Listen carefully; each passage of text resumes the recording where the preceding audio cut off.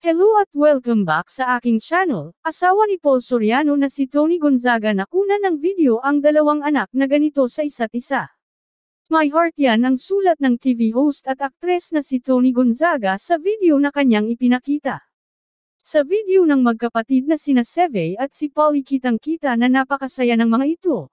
Makikita kasi na inaaliw ni Seve ang kapatid na talaga namang tuwang-tuwa si Baby Paulie. Ang kanilang samahan at paglalaro ay nagpapakita ng magandang ugnayan sa pagitan ng magkapatid. Ang pagmamahal at suporta ng kapatid ay mahalaga sa pag-unlad at kaligayahan ng bawat isa.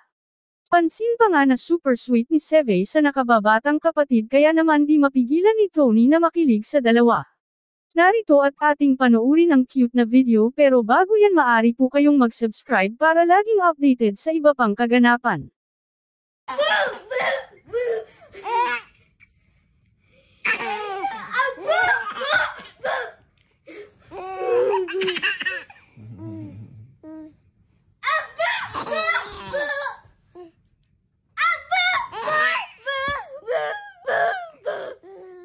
Go close, baby. Kiss her. Go. She's about to grab your face. Well, let her grab your face.